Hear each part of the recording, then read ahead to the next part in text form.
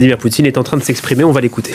Nous avons signé des accords et ces accords qui ont été signés avec les républiques populaires de Donetsk et de Lugansk comprenaient notamment une disposition qui disait qu'il fallait qu'on apporte une aide militaire, entre autres, à ces républiques.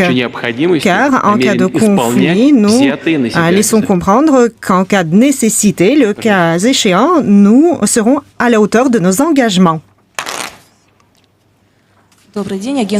Bonjour, agence TASS, Véronique Tchotkina. Au sujet du Donbass, à toute évidence, l'Ukraine ne veut pas reconnaître la souveraineté des républiques populaires de Donetsk et de Lugansk. Ils ne sont pas contents que nous, on ait reconnu leur souveraineté. Qu'est-ce que vous dites?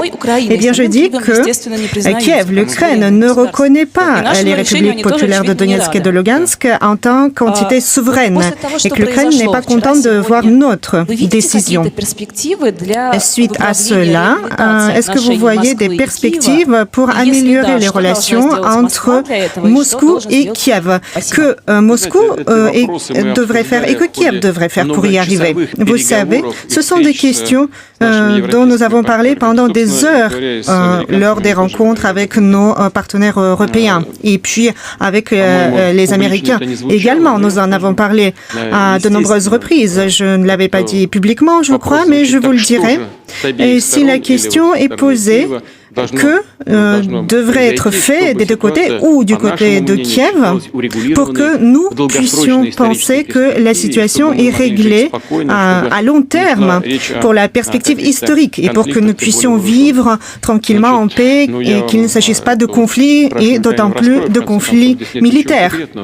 Eh bien, je dévoilerai le secret, mais il n'y a rien de secret. Après tout, ce qu'il faut reconnaître, c'est qu'il faut reconnaître la volonté exprimée par les gens qui vivent à Sébastopol et en Crimée. Pourquoi, quand ils ont exprimé leur volonté, c'était moins bien que ce qui s'était passé au Kosovo? Il n'y avait rien de moins bien. Mais là-bas, la décision a été prise par le Parlement. Et ici, la décision a été prise par le référendum populaire. Je voudrais souligner une fois de plus que personne ne pouvait forcer les gens à venir et exprimer leur volonté dans les bureaux de vote en mettant un pistolet à leur tempe. Pas du tout. Ils sont venus de leur propre gré et ils ont exprimé leur volonté. Et ceux qui en débattent ou le contestent doivent reconnaître qu'il s'agit du plus haut niveau de démocratie. C'était un référendum populaire. Deuxièmement, nous voyons qu'il y a des discussions avec Washington, l'OTAN et la Russie. Nous sommes contre l'adhésion de l'Ukraine à l'OTAN, car ceci représente une menace pour nous. Et j'ai présenté à de nombreuses reprises des arguments pourquoi. Je l'ai fait dans cette salle. Eh bien, nous devons comprendre, et nous entendons notamment dans les capitales occidentales en parler, que la meilleure solution de cette question serait, pour que nos collègues à l'Occident ne perdent pas la face, comme on dit, c'est que les autorités ukrainiennes aujourd'hui refusent d'elles-mêmes, renoncent à leur adhésion future à l'OTAN, les autorités ukrainiennes mettent en place l'idée de statut neutre de leur pays. Et troisièmement, et malheureusement, cela a pratiquement perdu son actualité, mais j'avais dit que pour résoudre le problème du Donbass par la voie de pourparlers, de paix et par la mise en place des accords de Minsk. Et puis, le plus important, le quatrième, c'est que tout ce que j'avais dit au-dessus peut être changé d'un instant à l'autre si nos partenaires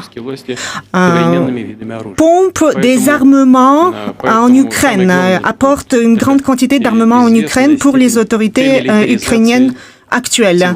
Il est important de démilitariser l'Ukraine contemporaine, car c'est le seul facteur qui peut être contrôlé de manière objective et qu'on peut observer et auquel on peut réagir.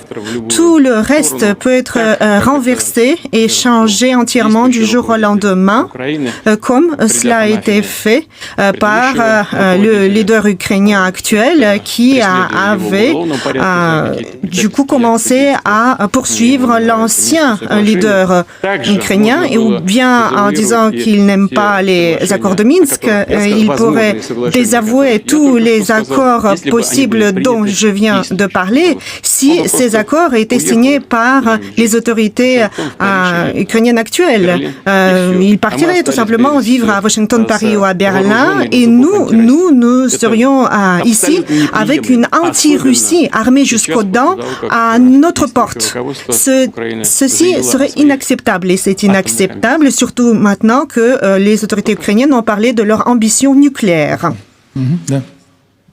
Alexandre Юношев, Live. Владимир Владимирович, вот вы вчера в своем обращении к россиянам... Hier, Monsieur le Président, vous vous êtes adressé aux Russes, aux citoyens russes, et vous avez mentionné les paroles de Zelensky qui disait que l'Ukraine pourrait à nouveau avoir l'arme nucléaire. L'Ukraine pourrait de nouveau se joindre aux pays qui possèdent l'arme nucléaire. Est-ce que c'est juste des paroles paroles vaines, ou c'est une probabilité tout à fait actuelle? Je viens d'en parler, j'ai compris que ces paroles nous étaient adressées avant tout à nous, et elles ne sont pas tombées dans l'oreille d'un sourd.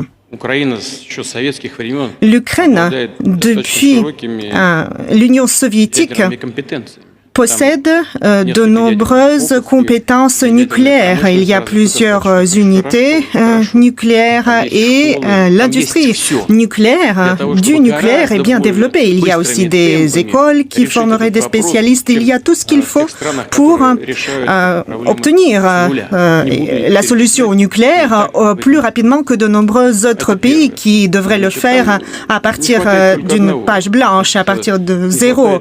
Ce n'est pas le cas de l'Ukraine. Donc, je ne vais pas répéter une fois de plus.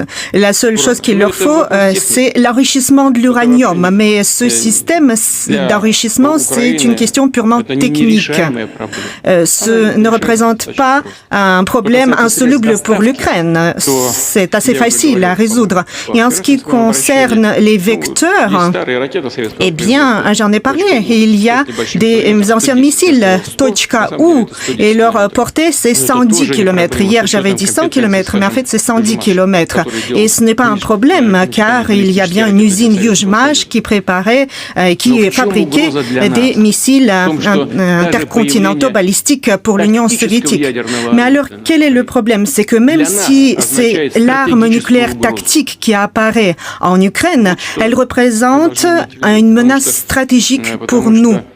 Et nous devons l'avoir à l'esprit, car si nous commençons par 110 km, nous pouvons ensuite aller très vite jusqu'à 300, 350 km, etc. Donc, Moscou serait à portée, elle serait à la portée de ces missiles, facile à atteindre, et c'est bien ce que nous avons compris, perçu, et nous devons et nous allons le prendre très au sérieux.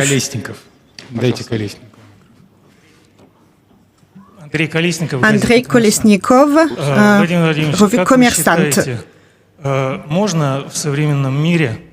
Vladimir Vladimirovitch, est-ce que vous pensez que dans le monde contemporain, on peut avoir des solutions par la force et rester du côté de la force positive?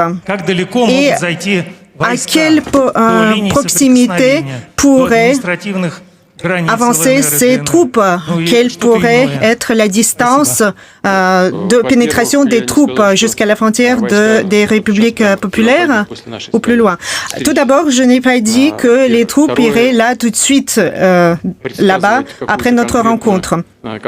Deuxièmement, prédire le schéma de ce qui se passera est impossible. Ceci dépendra de la situation réelle sur le terrain. Et puis, en ce qui concerne la question, est-ce qu'il faut tout résoudre, est-ce qu'on peut tout résoudre par la force et rester du côté des forces du bien? Pourquoi vous pensez que les forces du bien doivent être impuissantes? Je ne le crois pas. Je pense que les forces du bien, justement, doivent avoir les forces de se défendre. Et c'est de ce postulat que nous partons. Je vous remercie.